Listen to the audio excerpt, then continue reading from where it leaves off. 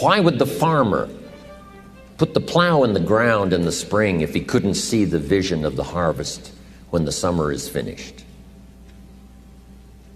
Is it possible to see the finished harvest? And the answer is yes. We do that simply by faith. Key phrase, faith is the ability to see things that don't yet exist. And that's how things exist. How did this hotel get here? Someone saw it while the property was vacant. You say, well, is it possible to see this hotel when it isn't here? And the answer is yes, of course. If somebody cannot see it when it is not here, then it will never be here. So it's possible to see things that don't yet exist. Interesting. When should you start building this hotel? This is a good question for your philosophical musings. When should we start building the house? When should we start? And here's the answer. As soon as it's finished. You wouldn't start building the house until you had it finished. If you just started laying bricks and somebody came around and said, what are you doing? I said, I'm just laying bricks. And said, what are you building? And you said, I have no idea. See, they'll take you away to a safe place. So have you got that now? It's possible to finish something before you start. In fact, it would be a bit foolish to start until you had it finished. So human beings have this remarkable ability to finish something and then start it. We've heard the old expression, don't count your chickens until they're hatched. Say, no, we have the ability to count our chickens long before they're hatched. Because we know, we have faith, we believe. We use the law of averages. There's bound to be at least so many. Out of every dozen, out of every 100, out of every 50. So it's possible to see the end and then begin. Start looking into the future of what you would like to accomplish and where you would like to go, the person you would like to be, and see if you can't get a better picture of the finished objective. See yourself there. See yourself in possession of. I was in business with Bob Cummings, the old movie star, for a while. He said, decide what you want and then act as if you already had it. And being an actor, he could give us a few tips on acting. Decide what you want and act as if it was already yours. Now, the reason we can act thinking that it's already ours is because not only can we vision the end results, we can also vision the beginning of making it real. So we don't start till it's finished, but it is possible for human beings to finish something before they start. Human beings are the only life on earth that has this incredible capacity to change the course of your life. No other life form can do that. Every other life form except humans seems to operate simply by instinct and the genetic code. In the winter, the goose flies south. How often? Answer, every winter. If you said to the goose, hey, it'd be better this year to go west, he ignores that advice. And the reason is because he cannot make choices and listen to advice of something that might be better. He has to obey instinct and the genetic code. But now jot this down, not human beings. Human beings can alter the course of their life. Human beings can live one way for 5 years, tear up that script, live a totally different way the next 5 years. The first 6 years of my economic life, I wound up broke. Second 6 years, I wound up rich. Someone says, how did you do that? Here's number one. I discovered I was not a goose. Someone says, don't you have to do the second 6 years like you did the first 6 years? And jot this down. No. No, you don't have to live the second 6 years like the first 6. You can use all the information and all the advice and repairing all of your mistakes and adopting a new and refined philosophy so that the next 6 years can be totally different than the last 6. No other life form can do this. See, if you were a tree, you'd be stuck. As a tree, if you used up all the nourishment that was around you and you couldn't change location, see, you would die. But that's not true. Human beings can change location, go north, south, east, west, live here for a while, live somewhere else for a while. So that's a note to make. You can greatly alter the course of your life. Now here's the next note to make. 5 years from now, you will arrive. The question is, where? This is for mature people now. If you keep up your present disciplines and keep up the present pace that you're on, where will you be in 5 years? Boy, it's easy to say, hey, I haven't really thought about that. So now make this note. In 5 years, here's the probability.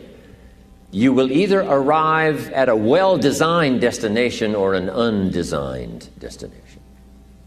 Well-designed or undesigned.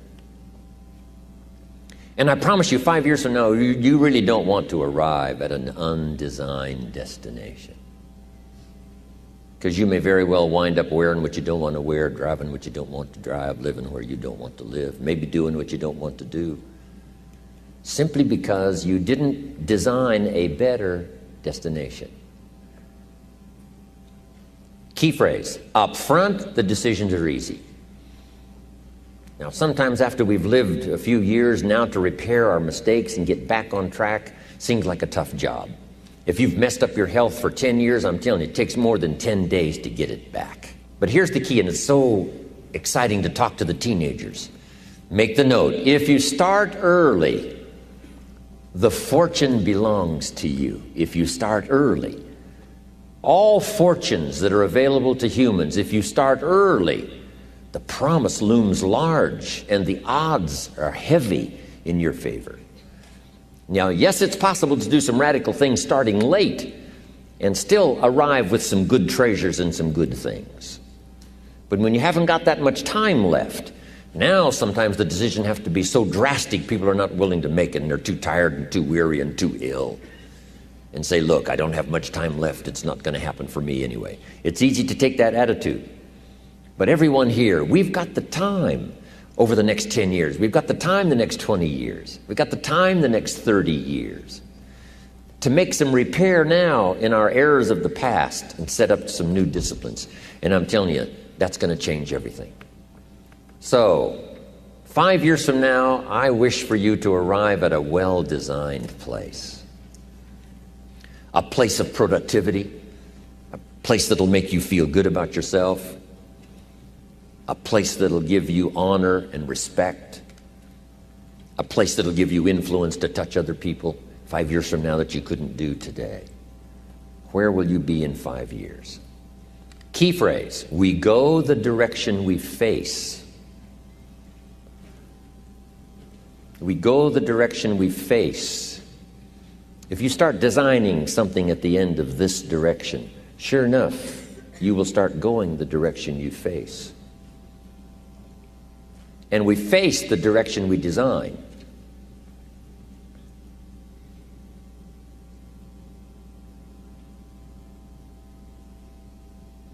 Next phrase, direction determines destination.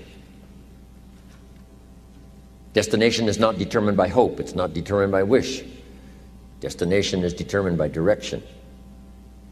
You cannot change destination overnight.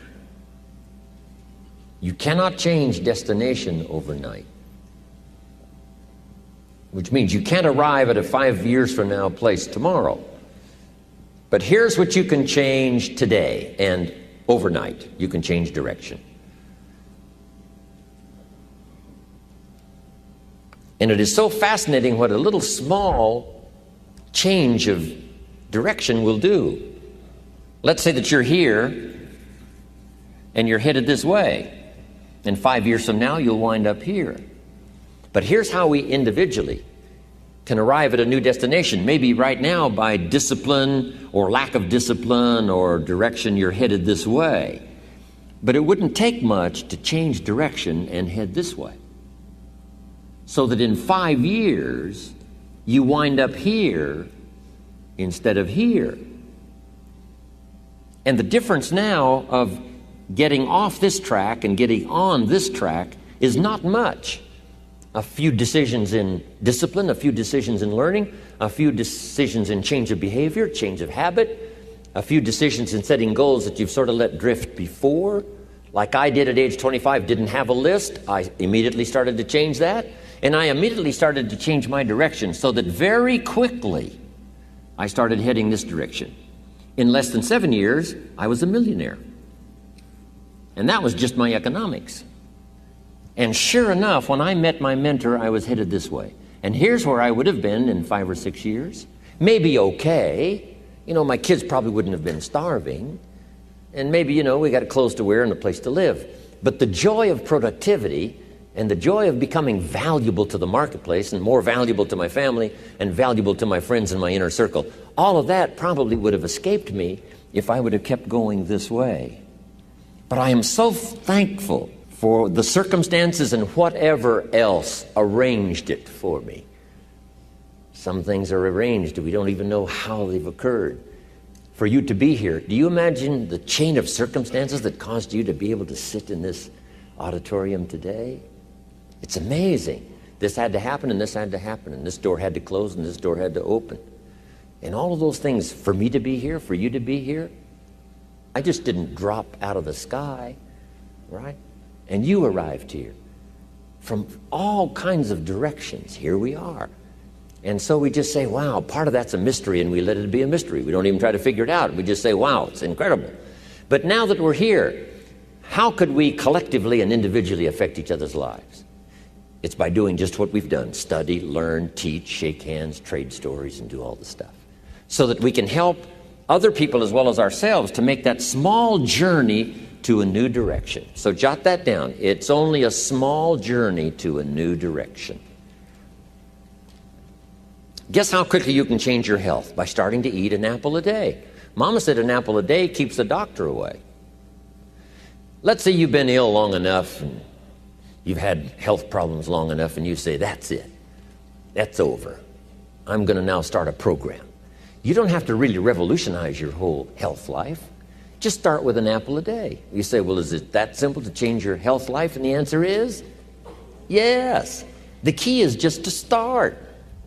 You know, you pick up a book on good health, and you get halfway through the book, and it says, now, dear reader, set this book aside, fall down on the floor, and see how many push-ups you can do. And then it goes on to say, and if you have not done that, why not give this book away? It looks like you're not going to do it. Come on, you don't have to radically do something. You can gain momentum and make changes as you go. Just start. Here's what happens when you start a new direction. Self-esteem starts to accelerate. It doesn't take much for you to feel good about yourself. Just committed to a new direction and you feel good. And an apple a day, committed to finally having a health program that'll make you the healthiest you've ever been in the next 20 years, all you got to do is munch on that first apple. And nobody even has to be around you, and you don't have to announce it to the world. But you munch on that first apple and say, this is the beginning of developing a health program that's going to make me so healthy I'll have the vitality to do whatever I want to do for the next 30 years of my life. Munch, munch, happy, happy, self-esteem off the scale. Now, if you eat an apple the second day, you become almost delirious, saying, wow, I'm on my way. Somebody said, just 2 apples? Says, look, you don't understand. Not only did I do it yesterday, I've done it again today. This is really proving to myself with no audience, no microphones, no nothing, just you and yourself. You've convinced yourself, I'm on my way to the healthiest I ever have been. I'm starting a new life. This is the second day. I'm on my way. That's how easy it is to change your life. You don't need some dramatic vision. Just begin something. And maybe by health or by whatever other things we can think of to do, you just get back on a better track. Okay? It's a small journey to changing direction.